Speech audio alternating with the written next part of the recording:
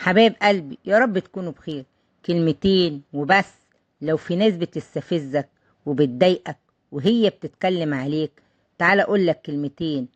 فكر ان حد يبقى مضايق منك ويروح يقوم الناس عليك علشان يبان ان هو احسن منك وانت حد وحش جدا، وتيجي انت بقى تبقى تهري وتنكت وعايز تحسن صورتك علشان تبين ان ده كذاب وان انت احسن منه.